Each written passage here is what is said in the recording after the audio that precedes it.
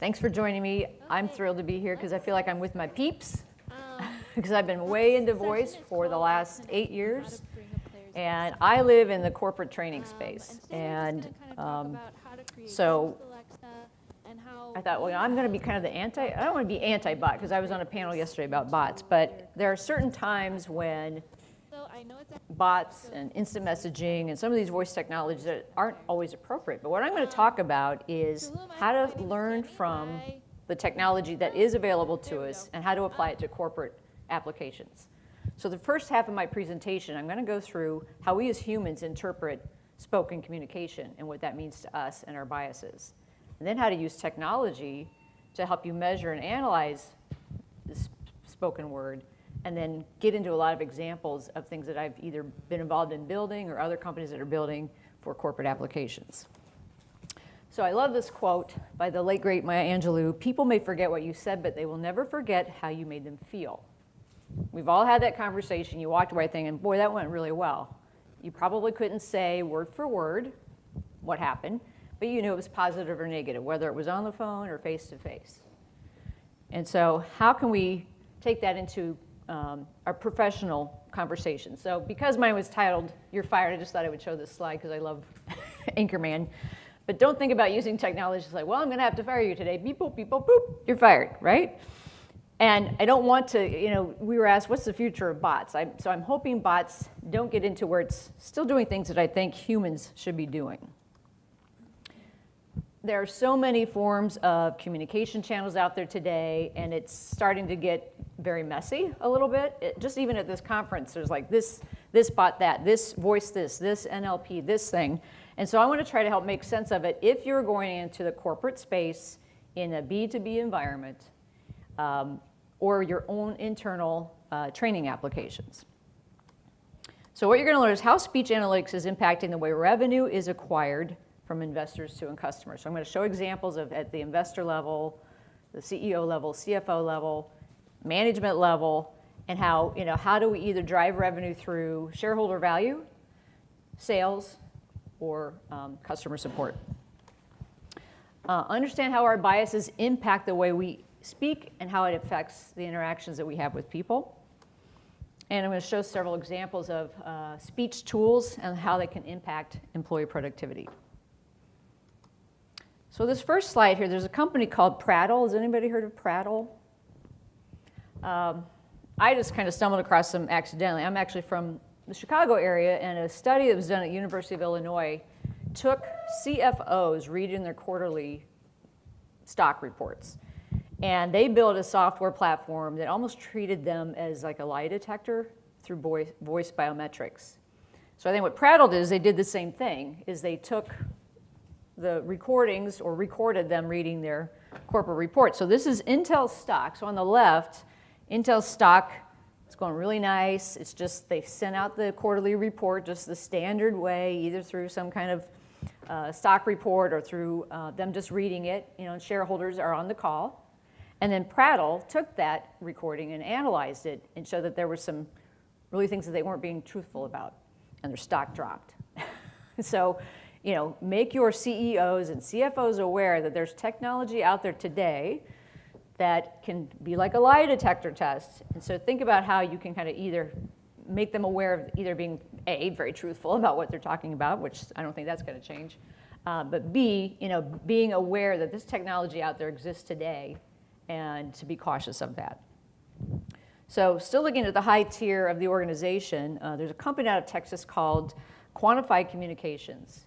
And they do a lot of studies and analytics around CFOs or CEOs speaking, corporate communications, people that give a lot of speeches.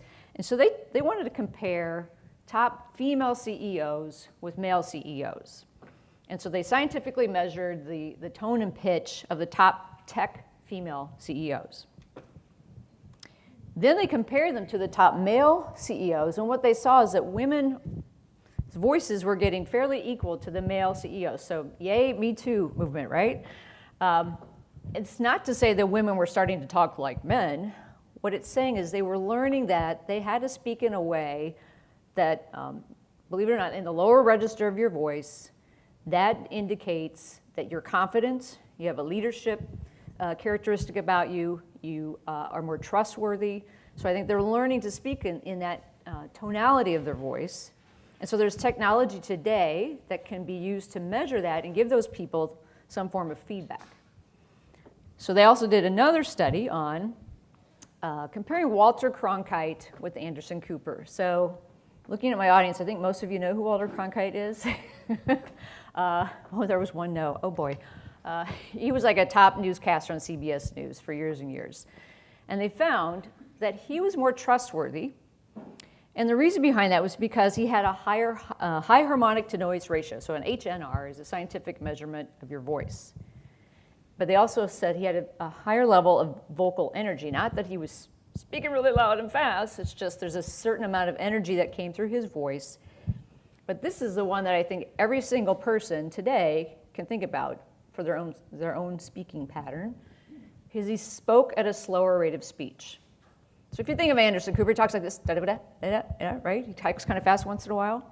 So by them scientifically measuring this, but you can just personally think, okay, when somebody's speaking at a slower rate of speech, they tend to feel like they're an expert on something.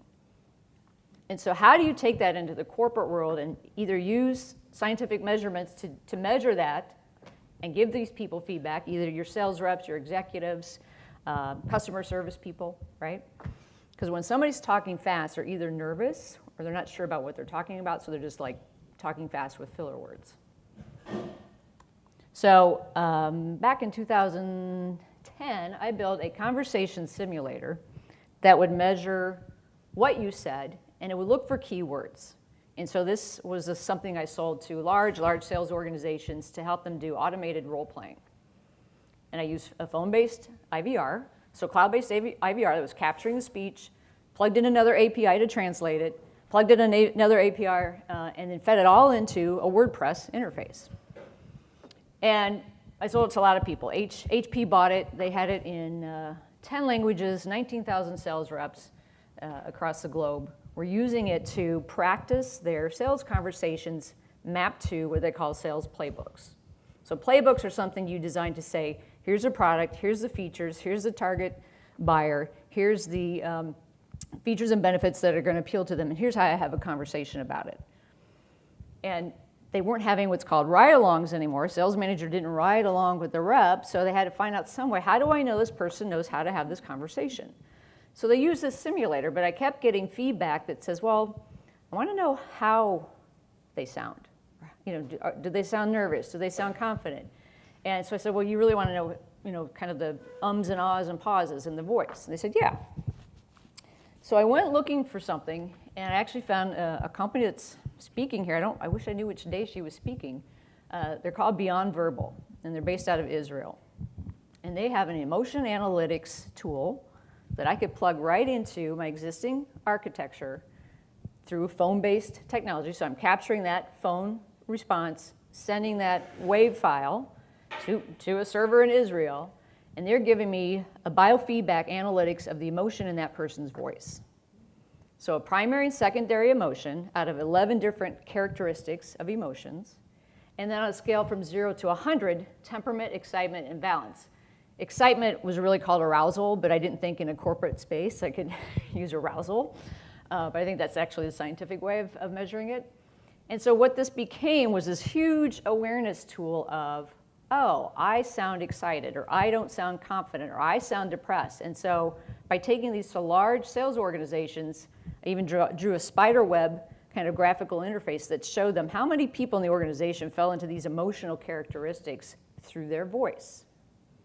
If you think about it, we make buying decisions through emotions. So if your sales reps have to have a conversation to close the sale, why aren't you practicing it, and why aren't you measuring the emotional level in their voice? So I sold this software, so I don't have access to it anymore, but Beyond Verbal, you might look them up. They're doing a lot of healthcare applications right now. They're able to detect health issues through your voice now, which is amazing. But think about how you can leverage voice technology. So this is all in a training simulation field right now. I'm going to get into production a little bit later, but think how you can use this and the benefits behind it. So I'm going to take it one step further, and then we're going to have a little audience participation.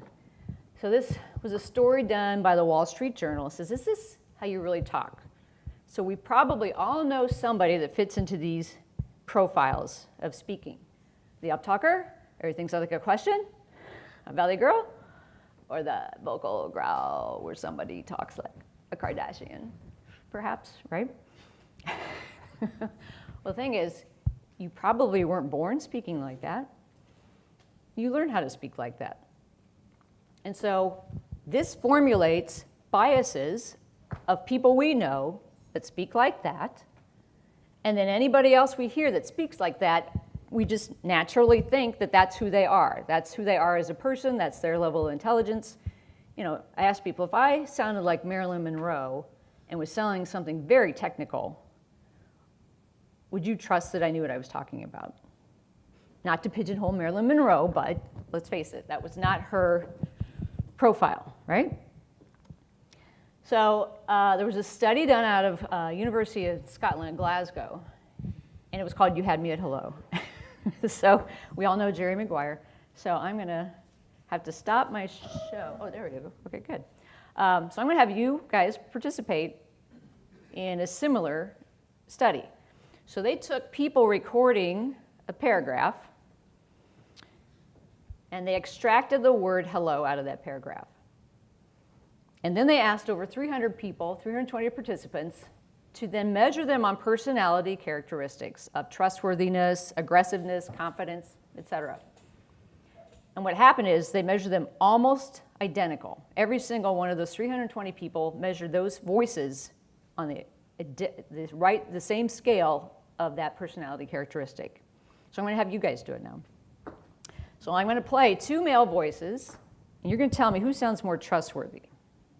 So here's voice one. Hello. Voice two. Hello. Hello. Hello. All right, who thinks voice two is more trustworthy? One guy. No. Oh, not one. Yes, one. Everybody believes one is more trustworthy? Yeah. Okay, all right. All right, there's two female voices. Hello. Hello. So which voice? Two. All right, but why is that? I don't know if they are trustworthy or not. It goes up. Hello. And their accent. Well, they're not both American. No, they're not. I think they're Canadian. Don't you know? But why is that? So now it's like, okay, if we have the technology now to measure the emotion in somebody's voice, in our own voices, in the people that are speaking to us, how can that impact the way that we build these applications today? So everybody's all kind of focused on the bot and what the bot's doing, what the bot analytics is doing. I'm like, how do we have real conversations, right? How can technology help us have better conversations? So I'm still in the real world, right? So let me give you some examples. So I'm going to go from hiring to the onboarding process of some examples here. So when you submit a resume, today I don't know anybody does paper resumes anymore. It's all online, and there's lots of tools out there today that sift through your resume and looks for keywords, looks for length of employment. But what's the next thing somebody does in that process? Calls you or sets up a phone interview, right? Why not automate that? I use a cloud IVR. It's very common today that just has a person with pre-recorded questions, and usually that first interview is pretty simple, common questions. So why not automate that, translate their responses, use the emotion analytics tool from Beyond Verbal or somebody else, and then look at the transcript. So you're taking out of your bias of male or female, first of all, but I can tell you if there's every other word is like, I'm going to say it's probably somebody in their 20s. I have 6 kids. They're like, like when we went to the store, drives me crazy. But then use that transcript to then kind of go through a keyword analysis as well to decide who do I then want to invest time in on the phone. Because think of how many people you're screening and screening and screening. You know right away from the first couple of words out of their mouth, they're probably not right, but you don't want to say, we're done here, right? And hang up right away. You know, just as out of politeness and professional courtesy, you would probably continue the call for a little bit longer, even though you know that person's not a good fit. So one of the things I did, I actually had a customer use this conversation simulator in his hiring process. So he would get somebody's resume in, and he'd say, thank you very much for the application. As part of my screening process, I required that you call in this number or do a click-to-call feature and respond to these questions. What happened is a lot of people just opted out and didn't do it. So it saved him a lot of time because he probably would have just called them up, set up an interview, wasted time even though they really didn't want the job. So think of that from a productivity standpoint, how can you leverage voice technology to be more productive in the hiring process? Sales training is another one that I spent a lot of time in. You know, every organization has a sales force, and most likely you onboard them through some kind of classroom training, and then the inevitable time to role play, right? And like, oh, I don't want to role play.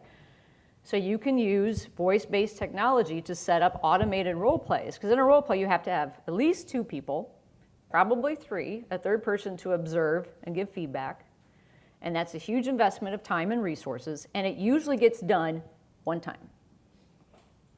You're never going to retain that information. I've been in the training industry over 26 years. You're never going to retain that one-time role play that everybody hates and dreads because you don't want to look foolish in front of your peers or your boss is sitting there. So why not leverage a voice-based technology platform that automates that process and can measure the results from that so that the manager can decide, oh, this person did great, great, great. Oh, this person needs coaching. Because one of the biggest problems in a professional sales organization is sales reps aren't getting the coaching they need, but the problem is that coach is probably also carrying a quota. And they have to sell too, so they have to decide, where do I spend my time?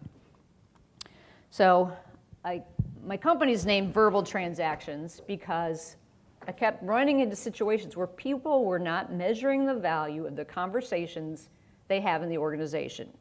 This is just a breakdown of a calculator I created to help inside sales managers what's the value of every single phone call you make based upon what you pay that person per hour, what the average sale is, how many phone calls they make, how many people do they actually reach, and on down, where you can actually calculate, oh, every single time I dial that phone, it's worth $1,000 or it's $500, whatever it is.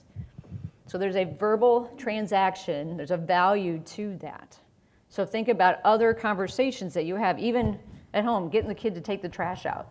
There's a transaction going on there, right?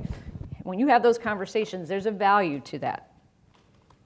So I don't know if you can see this. So this is the simulator I created. It allowed the manager to log in, look to see who did which simulation, and then I did scoring by keywords. So if their score was 10 points, okay, that person doesn't need coaching. But the other 3 people, they're going to need coaching. I actually took this I donated it to any college that had a sales training program. And there's a professor at University of Northern Illinois, and he says, oh, when I logged into the simulator, he's like, I was taken aback. This guy has a PhD, and he teaches sales training in college. Because the simulator doesn't stop, doesn't let you pause it, doesn't back up, doesn't let you delete it. You are in it, just like real life. And think how you can use your voice tools and voice technology to put people in the moment of being as realistic as possible. So he loved it because it really was going to put his students on the spot to say, oh, crap, I have to say something right now. And it would let them see the transcription, play the file back so they could listen to themselves, and rehearse it over and over and over again until they got a good score. Because it's deliberate practice, right? There's a lot of books out there on deliberate practice. The next one is call center training. So right now I spend a lot of time in call centers, and the 2 biggest problems in call centers are customer retention and employee retention. And the 2 go hand in hand, right? We've all had a conversation like that woman. For you younger people in the audience, that's a phone in her hand. If you don't know what that one is, she's yelling into the phone. I think we've all have had one of these conversations at one point in our life, right? And why is that? Well, the person probably didn't get the right level of training. And I've been through, visited many call centers, and it's usually, okay, put you in a classroom for a week.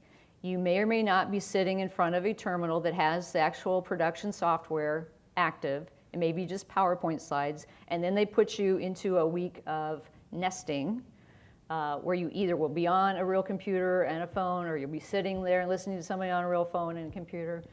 So we deploy a system that actually leverages speech recognition. We're using the built-in Microsoft speech recognition engine.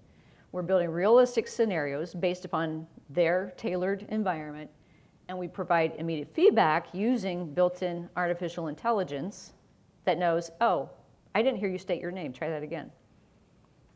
So there's a lot of studies that talk about giving immediate feedback versus delayed feedback. So in the traditional call center environment, think of all the thousands and thousands of dollars companies spend on recruitment, onboarding, training.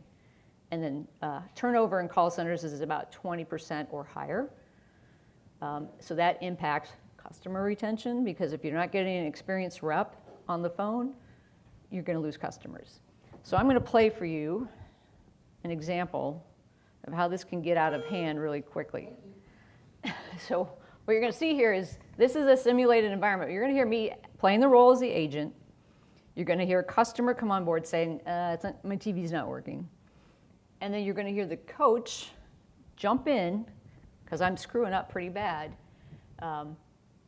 And then by using this and using the analytics that you can get from all these behaviors every single step of the way, from the greeting to the authentication to the problem solving to the resolution to the confirmation, there's a database tracking all of this, which is extremely valuable to our clients. So just play this short little example here. Thank you for calling ABC Cable. My name is Nancy. How may I assist you today? Yes, my TV isn't working. It might be the remote control thing broken.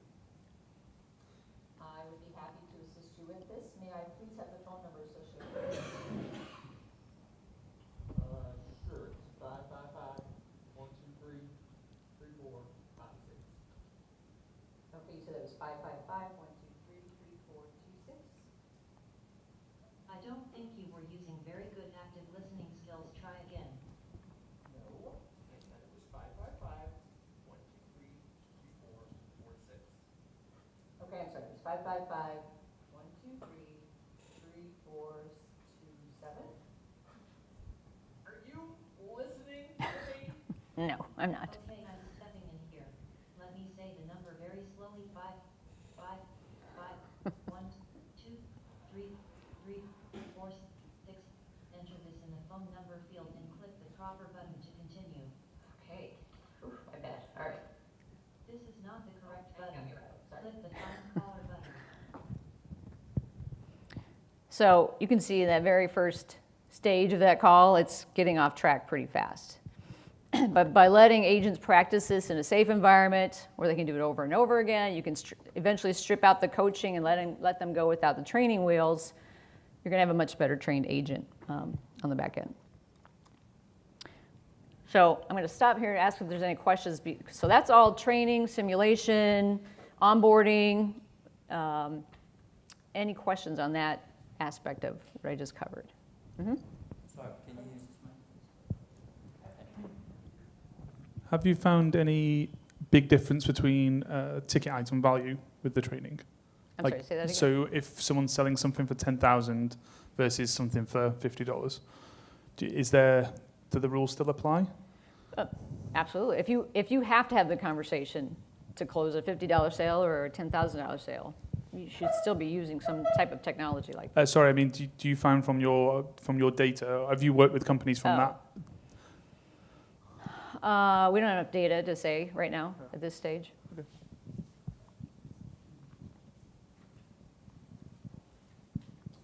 Hi, my name is Brennan. 2 questions.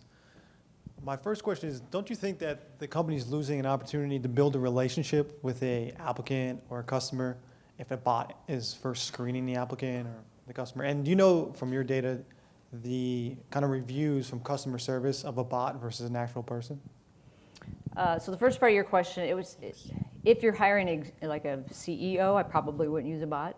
But if you're hiring a call center agent or a frontline sales rep, I think a bot's perfectly fine to use. And I've used them. I mean, it's helped me save hours from having to go through that screening process of doing the phone piece first. Because if they opt out, they don't want to do that part, I don't want to hire them anyway.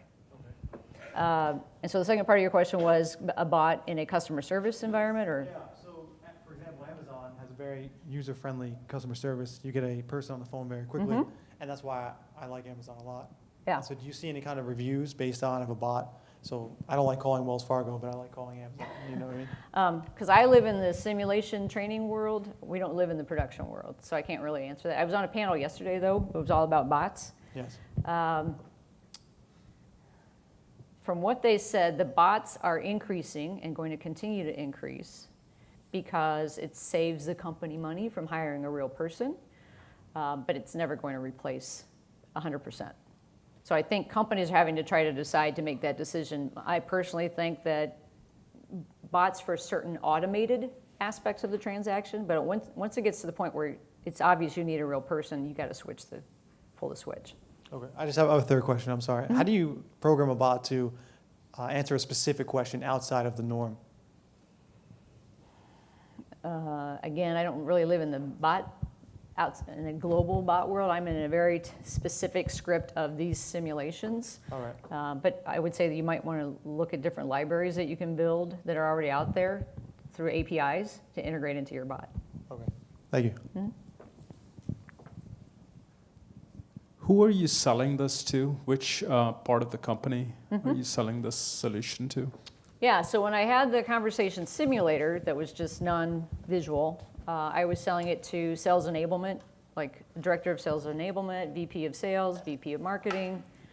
The call center simulator, we're certainly going after call center operations people. I don't like to get stuck into the training space because they see it as more work versus more beneficial to the organization.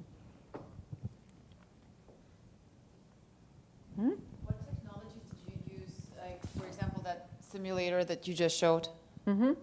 So it's actually proprietary to my company right now, but we are using Microsoft's built-in SAPI speech recognition engine, and they're built-in text-to-speech. So that was Microsoft Zira's voice as the coach. But you can use other voices, or you can pre-record real human voices, like the customer voice was a real person. That was actually my voice I modulated the voice a little bit. But what I meant for interpreting the answer? That's built in the scripting. So we're looking for very specific semantic tags in that person's response. Okay, so I'm going to move into production now. So sales call analytics. I don't live in that space, but it's interesting to see that people are taking the technology I was using in the simulator, and now they're putting it into production. Very same kind of back-end speech capturing through phone technology.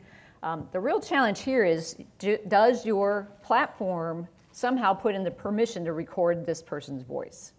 And that's what people are kind of running into. You know, do I have permission to record this sales conversation? So how are they getting around that aspect of it? Because if you're doing an outbound call, you don't want to say, oh, by the way, this call may be recorded for training purposes.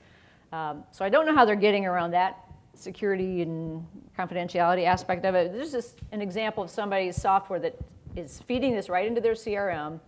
They're asking, did they refer to the caller by name? So this is an automobile sales rep. Did they ask at least one question about the caller's vehicle performance? So they're building these forms that are then analyzing the actual conversation around very specific behaviors that they want this sales rep to demonstrate. And so what they then feed this into the CRM to start to see, are there patterns, and are there certain sales reps better at this than others? And it's feeding that all into their CRM system. So there's several companies coming out with this today. From a productivity standpoint, from a speech analytics standpoint, from sales enablement and sales capabilities. I have one thing. Mm-hmm.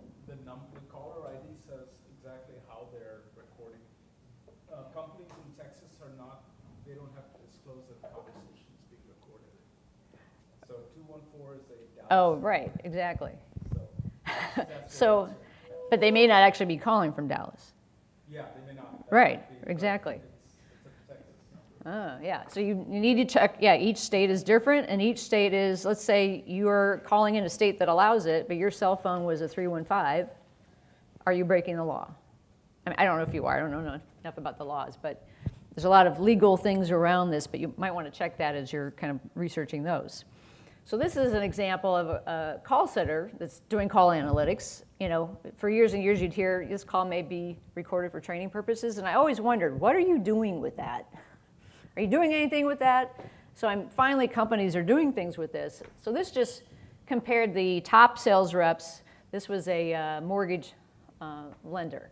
So who are the top reps versus the lower reps? And what they found was the key differentiators were building rapport and opening probes, understanding the customer's needs. Again, all those things could be taught.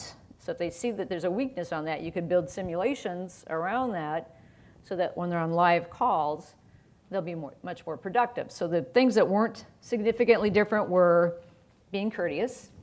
Hopefully you're hiring people that know how to use their manners, and asking for the application. I mean, that's the whole point that they're calling in, is to get a mortgage, right? So this is something I built 4 years ago, and nobody bought it. I'm really disappointed, because I thought this was going to be my golden ticket. It's called Talk to CRM. So imagine if you have a field of outside sales reps. They love pulling out information of that CRM. They love getting that customer's email. They love getting that customer's phone number. But do they put data back in? Not really. They're not very good at it, right? So I thought it's a huge problem, user adoption. So I said, all right, for your field reps that are out there, and this is just, we did it in Salesforce.com. We also did it in Sugar for proof of concept for IBM. Let's say you have a meeting at 10 o'clock. You can set up a workflow in the CRM to trigger a text that pulls the ID of that account to that person's cell phone. So it knows which record in the CRM this meeting was scheduled for. Then you click on the link, and it goes to an IVR that calls you. So I think we used Tropo at the time, who's now owned by Cisco. It's not Twilio. And so it would call you, and we created a voice form to say, okay, we know you were just at IBM, whatever. What's your next follow-up action? Press 1 for email, 2 for follow-up meeting, 3 for whatever. So if it's a follow-up meeting, all right, punch in the date of when that follow-up meeting. You're just doing keyboarding. Because at the time I built this, speech detection, speech recognition was not very reliable. So I used keypad responses up until I said, now tell me what happened in the meeting. And then it would just translate it and put it into the notes field.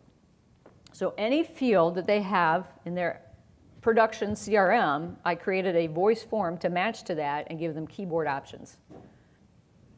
And when they hung up the phone, that record is updated immediately. Now tell me, why didn't anybody buy this? It's like, this is amazing. So think about existing enterprise applications today that you can build voice commands into. So if you're trying to build enterprise applications, take the existing platforms first versus building something completely from scratch and trying to get, because it's very hard to get people to adopt. People don't like to change. Getting somebody to undo a platform that they've spent hours and hours on, implementation, maybe it's sunk costs.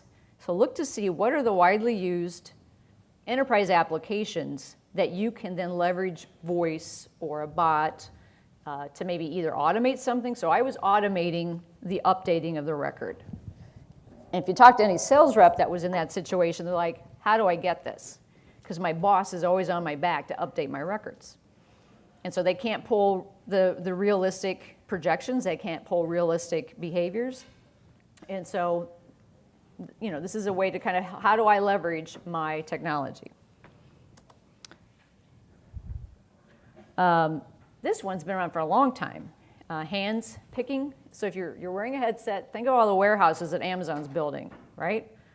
So they're wearing a headset, have a barcode reader in their hands, and an order. So they're swiping the barcode, tells them where to go in the warehouse, which row, where to pick it. So it's all kind of hands-free hand picking. And this is how do you know, when I get my email that says your order's on its way, I'm like, how does Amazon do that so fast, right? Well, they've got people wearing headsets like this that as soon as the order's filled through everything you've ordered on that barcode, boom, they're indicating it's already shipped.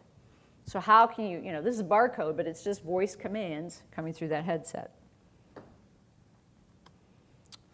And almost the last thing, healthcare. Healthcare is really driving this. So to promote Amazon, since we're at an Amazon conference, the Boston Children's Hospital is utilizing a lot of Alexa-type features around voice. So they've got a lab set up where they're, have virtual assistants. If you're in the operating room, Alexa, tell me what the lab results were of this patient. Or Alexa, I have a child that has a fever of 102. How much acetaminophen should I be giving them? So that's actually an app that's already built and is, I don't know if it's in the market, but it was certainly in their lab today. I'm going to show you one other one since, how many of you are using Polly? Okay. I found this out, I don't know, by accident, whatever. I'm online all the time. Polly can work inside WordPress to turn your blog into an audio file automatically. I've been using Polly Voices to create MP3 files of voices in my simulations. And I was writing about this. I put it in LinkedIn and said, well, I have this Polly. I think it's awesome. I've been using WordPress a long time. It's just a plugin. It's a free plugin. And it didn't work. And I put that in the article. An hour later, a technician from Amazon is sending me a message in LinkedIn saying, hi, I'm the engineer that built this. Can I help you? I'm like, what? And he was in Poland, of all places. So we actually figured out what the reason was, why it wasn't working, and then, so I changed my article, I republished it. But, I mean, and then you can download it and put it into iTunes, create RSS tags to create a real podcast. Empathy matters to the bottom line. I work with a lot of call centers, and many of them are building in performance metrics which include the agent's ability to show empathy. So, but why? I love this. It's great. And actually, next month, I'm giving a presentation on podcasting. So this is an added little bonus for me to talk about for people that aren't super technical or don't want to record it. Not everybody's going to listen to a robot voice in iTunes. I get that. But I just think it's a cool feature that Polly offers to anybody using WordPress to automatically turn your blog into a podcast. Because we all like to repurpose content, right? Mm-hmm.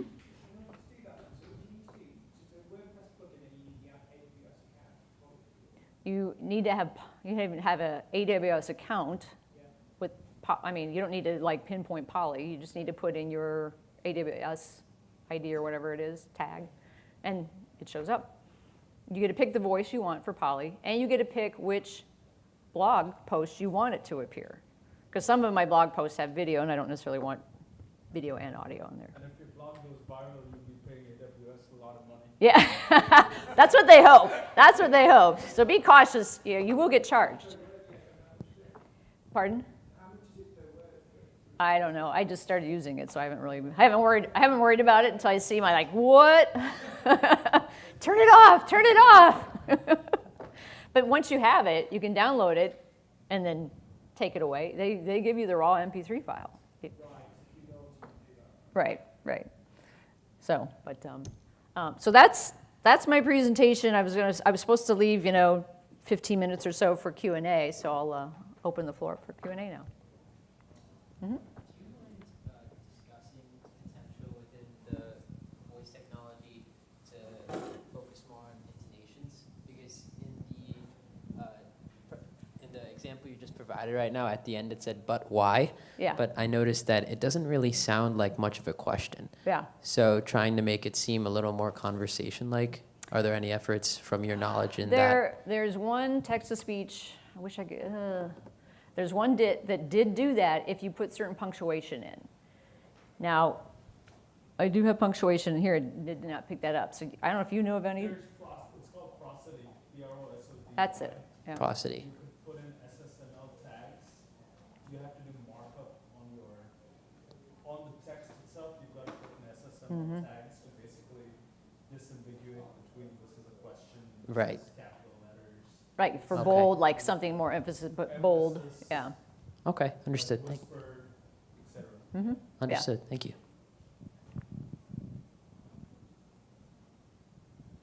Yes.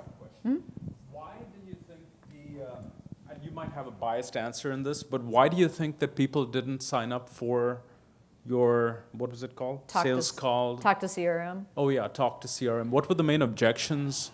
Well, I started out going to the Salesforce admins, because they're the ones that would have to be the person tasked with embedding this into Salesforce, but they weren't the real decision makers. So then I started going up to the VP of sales, and they saw the value in it, but as soon as they would say, well, let's see how many things we have on our list to embed into Salesforce, get in line was basically what it was. It wasn't something, so I went to the avenue of, let's position this as user adoption, because that was a big issue. User adoption of a CRM, putting data properly back into the CRM was a nightmare. So what they were doing was putting it as tied to your compensation. If you didn't update your CRM record, we're not going to give you bonus, or your quarterly bonus would go away. So part of it was just time and resources as being a very small company. But IBM looked at it as well. They really looked at it, but then they had to redeploy their sugar CRM, so that was a huge, huge undertaking. So this was kind of low on the list.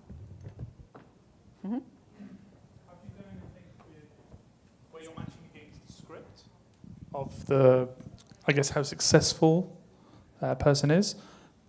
Is that influenced by maybe the top sellers at all? Do you take any of the top sellers' data? Yes. So what we would try to do is, who are your best sellers? Have them go through the simulations first and just pick up what their responses would be. Or if they're already recording the conversations, what are those? And then build the simulations from that and then build in the expected response based upon those top sellers. And have you found when obviously they are having to use it over and over again to get better, is Yeah. it quicker than if they've got someone sat next to them, kind of physically coaching them? I would say it's not. It's quicker because as soon as they do it once and they immediately see their score, if it's bad, they can jump right back in and do it again. Versus, and a lot of times when you get feedback from people, it's very subjective versus very objective, right? So the software is going to be extremely objective in how it analyzes you.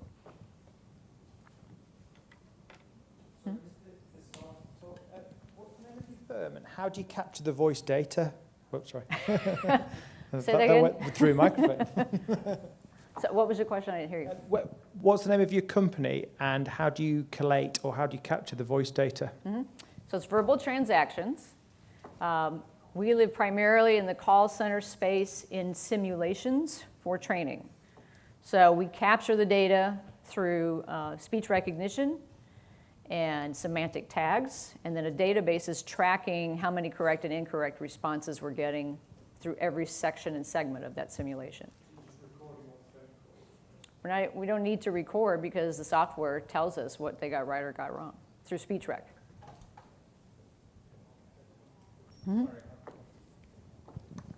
Sorry.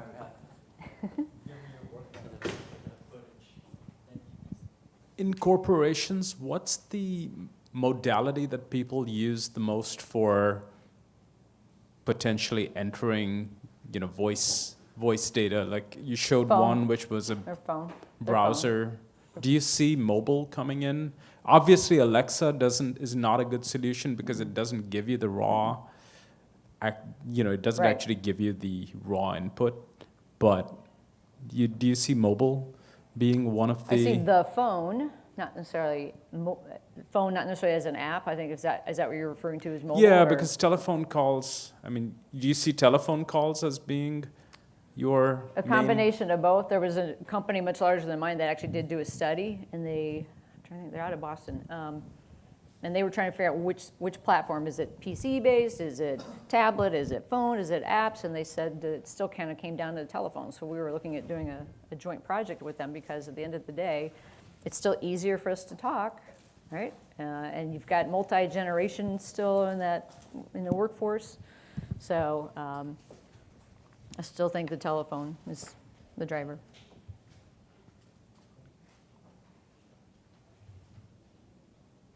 Anybody else? All right. I just gave you guys 15 minutes back.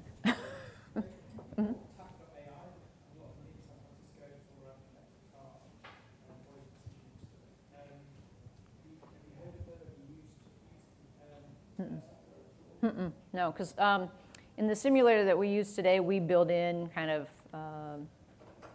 very tailored AI, very tailored to each simulation. So we don't need to have kind of this global engine running behind it. We're building the AI into each simulation for the behaviors that we're looking for that are very specific to that simulation.